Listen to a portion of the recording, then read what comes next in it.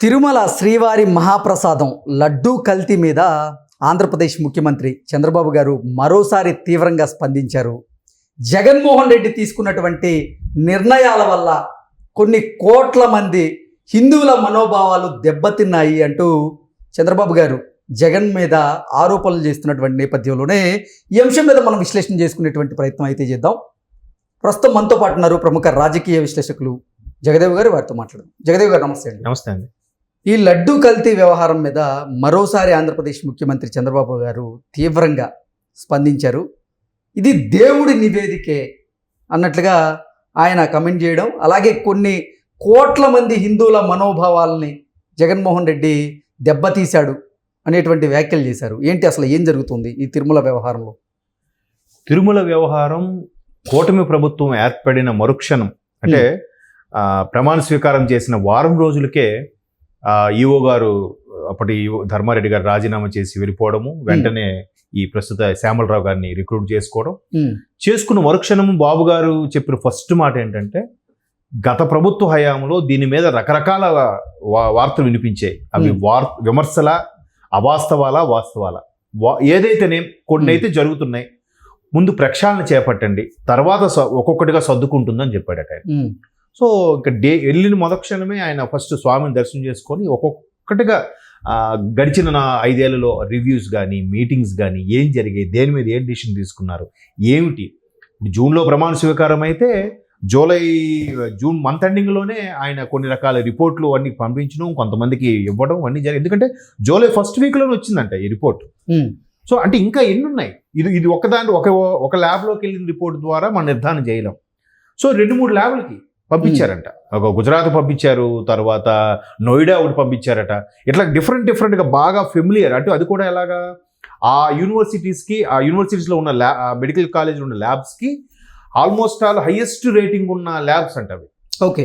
వాటికి అంటే వాళ్ళు ఫలానా టైంలో తప్పుడు రిపోర్ట్ ఇచ్చారని కానీ, లేదంటే వీళ్ళకు డబ్బులు తినేసేది రాంగ్ రిపోర్ట్ ఇచ్చారని, అట్లాంటివి ఇప్పటివరకు లేవట. అటువంటి వాళ్ళని ఏరికోరి ఒక 4-5 మేజర్ ల్యాబ్ రిపోర్ట్ పంపించారు. ఈ 4 కూడా సుమారుగా ఏవైతే కల్తీ జరిగాయో అదే రేషియోలో వచ్చాయి పర్సంటేజ్లో. సరే, ఇవన్నీ జరిగాయి. ఏంటి ఇంత దారుణమా, ఇలాంటి దానికి ఒడిగట్టారా అంటే, ఇక్కడ జగన్మోహన్ రెడ్డి అనే వ్యక్తి చేయకపోవచ్చు, బట్ కింద స్థాయి వ్యక్తి చేశాడు అని అంటే జగన్మోహన్ రెడ్డి మమ్మల్ని కాపాడుతాడనే ధైర్యంతోనే చేస్తుంటాడు కదా. గతంలో ఎన్నో జరుగుతున్నాయి, ఎన్ని జరిగినా కూడా ఎంతమంది కంప్లైంట్ ఇచ్చారండి. అరే, క్యూ లైన్లో ఉన్న వాళ్ళకి ఒక్కొక్కసారి 18 గంటలు, 24 గంటలు, 36 గంటలు కంపార్ట్మెంట్లు ఉండిపోతున్న వాళ్ళకి టీలు, పాలు, ఉప్మాలు ఏవో పెట్టేవాళ్ళు కదా, అవేవి పెట్టట్లేదు, అవి తీసేశారు. లడ్డు కల్తీగా క్వాలిటీ తగ్గిపోయింది. అరే, లడ్డు ప్రసాదం మనం ఆ గర్భగుడిలోకి ఇంకా వెళ్తూ ఉన్నప్పటికీ ఆ స్మెల్ భలే కొడుతుండేది, ఇప్పుడు ఆ స్మెల్ రావట్లేదు అంటున్నారు. తర్వాత ఆ రూమ్స్ విషయంలో కూడా అది కూడా బ్లాక్లో. తర్వాత అన్యమత ప్రచారం కూడా స్టార్ట్ చేశారు. ఒకటి కాదు, ప్రతి దాంట్లో కూడా ప్రతిసారి ఈయన, ఎందుకంటే నాకు తెలిసిన మిత్రుడు ఒకడు ఉన్నాడు, అక్కడ తిరుపతిలో పనిచేస్తాడు. తను ఏంటంటే ఎప్పుడు కూడా ముఖ్యమంత్రిగా జగన్మోహన్ రెడ్డి గారు ఉన్నప్పుడు కొండ మీదకి వెళ్ళినప్పుడు 1-2 కూడా వెళ్ళేది ఒక రూటు, వచ్చేది ఒక రూటు. సో ఏదో ఒక రూటే చెక్ చేస్తారట, 2 చెక్ చేయరంట. దాన్ని ఏమంటారు, సెక్యూరిటీ రీజన్స్ పరంగా. సో ఈయన ఏ రూట్ నుంచి వెళ్తాడో మళ్ళీ ఆ రూట్ నుంచి దిగుతాడంట. సో ఆ రోడ్ అంతా బ్లాక్ చేసి పెట్టేస్తారు ఈయన వెళ్ళిన ½ an hour 45 minutes something. So అట్లా ప్రతిసారి దర్శనం కేంద్రం రావడం, హుండీలోంచి ఎంతో కొంత అమౌంట్ తీసుకెళ్తున్నారు, అవి పథకాల కింద డైవర్ట్ చేస్తున్నారు అన్నట్టుగా చెప్పారు. అంటే ఇలాంటి ఎన్నో, మరి ఈ రోమర్సా, వాస్తవాల, స్థానికంగా ఉండే వాళ్ళకి మనకన్నా నీకు ఎక్కువ తెలుస్తుంది కదా అన్న. ప్రతిదీ కూడా ఇప్పుడు లోకల్గా ఉండే వాళ్ళకి చంద్రబాబు నాయుడు గారు ఏం పెట్టారు, లోకల్ ఆధార్ ఉండే వాళ్ళకి నెలలో ఒకసారి దర్శనంకి కంపల్సరీగా ఛాన్స్ ఇస్తారు. సో అట్లాంటివి తీసేశారట, అవి కూడా బ్లాక్లో అమ్మేసుకొని చాలా, ఒకటి కాదు ఎన్నో చేశారు. సో వీటన్నిటి మీద కూడా ఎంక్వైరీ, అసలు ఈ టీటీడీ విజిలెన్స్ ఏం చేస్తుంది, టీటీడీ విజిలెన్స్ అనేది పక్కాగా ఉందా లేదా అంటే, విజిలెన్స్ అధికారులు అడిగితే, సార్ ఈవో అలా ఉంటే మేమేం చేయగలం సార్, ప్రతిదీ మేము చెప్పినా కూడా లైట్ తీసుకున్నారు, పక్కన పెట్టారు అన్నట్టుగా తెలిసింది. సో ఇప్పుడు వైసీపీ వాళ్ళు ఆరోపణలు ఏంటి, ఎప్పుడో జూలైలో వచ్చిన రిపోర్టు ఇప్పుడు బయట పెట్టడం ఏంటి అంట. సో ఒకటి కాదు, దీని మీద ఎంతో నిర్ధారణ జరిగిన తర్వాత వాస్తవమా కాదా అని పరీక్షించుకున్నాక ఇప్పుడు ఓపెన్ చేసి స్టేట్మెంట్ ఇస్తున్నారు. వెంటనే ఇచ్చేస్తే ఏమంటారు, మళ్ళీ ఇప్పుడు దాన్ని ఏమంటున్నారు, పథకాలు అడుగుతుంటే పథకాల గురించి చెప్పకుండా టాపిక్ డైవర్ట్ చేయడానికి ఎట్లా చేస్తున్నాం అంటున్నారు. ఎందుకు ఊరికే డైవర్ట్ చేస్తారు? దాని మీద టీటీడీ ఆస్థాన పండితులు చెప్తున్నారు, మెయిన్ పురోహితులు రమణ దీక్షితులు లాంటి వాళ్ళు మాట్లాడుతున్నారు. ఇంకా చాలా మంది టీటీడీలో ఉండే దాన్ని ఏమంటారు, ప్రచార పరిషత్ ఉంటుంది, టీటీడీ ధర్మ ప్రచార పరిషత్తులో ఉన్న వాళ్ళు కూడా మాట్లాడుతున్నారు, లేదండి దీంట్లో ఉన్నాయి వాస్తవమే అని. ఎందుకంటే నెయ్యి అనేది ఇప్పుడు సాధారణంగా మనం సూపర్ మార్కెట్కి వెళ్తే మినిమం చీప్ క్వాలిటీలో 550కి తక్కువ ఏదీ లేదు, 550కి ఏది నార్మల్ క్వాలిటీ. అట్లాంటిది 320కి ఎవరు ఇచ్చేస్తారండి? సో దేవుడిది అనేసరికి, దేవుడి ప్రసాదం అనేసరికి ఖచ్చితంగా మంచి క్వాలిటీ వాడతారు కదా, ఉన్న దాంట్లో బెస్ట్ క్వాలిటీ వాడతారు. సో ఎంత బెస్ట్ క్వాలిటీ వాడినా ఇవాళ మీరు ఇక్కడ హైదరాబాద్లో కొన్ని ఉన్నాయి డైరెక్ట్గా కౌ ఘీ చీజ్ చేసేవాళ్ళు, వాళ్ళని అడిగితే మీరు అడగండి ఒకసారి, బర్రె పాలు అయితే బర్రె పాలు నుంచి తీసింది 1200 అంట కిలో, అదే ఆవు పాలు అయితే 1500 అంట నెయ్యి, స్వచ్ఛమైంది. మీరు కావాలంటే ఎక్కడైనా చెక్ చేయించుకోండి అనేది ఛాలెంజ్ చేస్తున్నారు. అంత రేటు ఉన్నది వీళ్ళు తిరుపతి దేవస్థానానికి ఎవరైనా ఒకవేళ అమ్మినా క్వాలిటీ పరంగా 1000 రూపాయలకు ఒక 800కు ఇవ్వచ్చు, మరి 320కి ఎవరిస్తాడు? 320కి ఇస్తున్నాడు అంటే ఖచ్చితంగా అది కల్తీయే.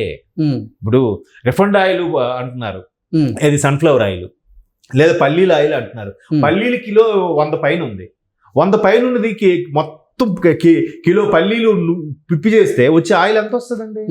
ఒక 200 గ్రాములు 100 గ్రాములు వస్తుంది. పల్లి కిలో రేటు కన్నా ఆయిల్ రేటు దానికన్నా తక్కువ దొరుకుతుందంటే ఖచ్చితంగా కల్తీ అవుతున్నట్ట అవునట్ట? సో ఇట్లా ఈ లాజిక్లని పక్కన పెడితే, సో ఇట్లా ప్రతిదీ కూడా గత ప్రభుత్వంలో రామతీర్థాల్లో విగ్రహం పాడు చేశారు. ఎక్కడ? విజయనగరం జిల్లా రామతీర్థాలు. తరువాత అంతర్వేద ఏదో స్వామి రథం చేశారు. ప్రకాశం జిల్లాలో కూడా ఏదో చేశారు, అది నాకు గుర్తులేదు. ఇది మాత్రం విజయనగరం. తర్వాత సామర్లకోట దగ్గర రోడ్ సైడ్ ఉండే కొన్ని పోచమ్మ లాంటి గుళ్ళు ఉంటాయి, అమ్మవారి గుళ్ళు, అవి కొన్ని చేశారు. వీటి మీద దేని మీద చర్యలు తీసుకోలేదండి. కంప్లైంట్ చేశారు, చర్యలు తీసుకోలేదు. సో వీటన్నిటి మీద కూడా ఒక్కొక్కటిగా ఎంక్వైరీ చేపించి తీసి బయటికి తీస్తే వచ్చిన నివేదిక ఈరోజు నిజంగా ప్రతి ఒక్క హిందువునే కాదు, ఇప్పుడు అన్ని మతస్థులు కూడా కొంతమంది వస్తున్నారు కదా, వచ్చి అక్కడ లిస్టులో సంతకం పెట్టి స్వామిని విశ్వసిస్తున్నాం చెప్పి వచ్చే వాళ్ళు ఉన్నారు. నేను ఒకసారి తిరుపతి వెళ్ళినప్పుడు అండి, మీరు నమ్ముతారో లేదో, ఒక ముస్లిం వచ్చాడు. నాకు ఆయన ముస్లిం అని తెలియదు, వెనక 2 కూతుర్లు ఉన్నారు. ఒక పెద్ద అమ్మాయికి పెళ్ళి అయిపోయింది, చిన్న అమ్మాయికి పెళ్ళి అవ్వలేదు, ఇద్దరికి బొట్టు లేదు. నేను గమనించాను. ఇలా మాటల మీద వెళ్తుంటే అప్పుడు చెప్పాడు ఆయన, సార్ నేను ముస్లిం అండి. నేను ఆశ్చర్యపోయాను. అంటే లేదు సార్, ఒకసారి నా ఫ్రెండ్తో కొలీగ్తో వచ్చాను, అప్పుడు ఇక్కడ కొండ మీదకి వచ్చి వెళ్ళిన తర్వాత మా పెద్ద అమ్మాయికి మ్యారేజ్ సెట్ అయింది, నాకు ఎందుకో సెంటిమెంట్ కింద నచ్చింది. అప్పుడు మా పిల్లలకి చెప్పాను, నేను ఒకసారి తీసుకెళ్తానని చెప్పాను, అందుకే మా మిస్సెస్ రాలేదండి, మా పెద్ద అమ్మాయి చిన్న అమ్మాయి వచ్చారని చెప్పాడు. అంటే అన్య మతస్థులు కూడా స్వామిని వచ్చి సేవించుకొని వెళ్ళే వాళ్ళు ఉన్నారు. మరి వాళ్ళు కూడా ప్రసాదం స్వీకరించే ఉంటారు కదా. ఒక్క హిందువులే కాదు, ప్రపంచవ్యాప్తంగా ఉండే ప్రతి స్వామి భక్తుడు కూడా దాన్ని స్వీకరించి ఈరోజు అరే ఇంత పెద్ద అపచారానికి ఇదయిందా అని అంటున్నారు కదా. సో ఇవన్నీ కూడా నిజంగా బాబు గారు అదే చెప్పారు, ఈ వెంకటేశ్వర స్వామి లేకపోతే నేను అలిపిరి ఘటనలో బతికి బట్ట కట్టేవాడిని కాదేమో, స్వామి దయ వల్ల ఈరోజు మీ ముందు ఉన్నాను, మరలా ముఖ్యమంత్రిగా నిలబడ్డాను. ప్రతిదీ కూడా స్వామిని తలుచుకొని ఏ కార్యక్రమాన్ని మొదలు పెడతాను, ఏ పథకమైన స్టార్ట్ చేస్తాను, ఏ రిబ్బన్ కటింగ్ అయినా చేస్తాను, అంత నమ్మకం. అటువంటి స్వామికి ఇలా అంటున్నారు, ఇలా నింద పడినా కూడా మీరు డైవర్ట్ చేస్తున్నారు. ఇది నేను చెప్పింది కాదు, స్వామి నాతో పలికిస్తున్నాడు ఆయన, లేదంటే జూలైలో రావాల్సిన ఇప్పుడు ఎందుకు వస్తుంది అని చెప్పి. అంటే మరి ఓవరాల్గా అయితే మాత్రం అందరూ చీకొడుతున్నారండి గత ప్రభుత్వం చేసిన పనికి. మరి అంతకు మించి మనం ఇంకా ఎక్కువ మాట్లాడలేము, ఇంకా వాళ్ళ విజ్ఞతగా వదిలేస్తున్నాను.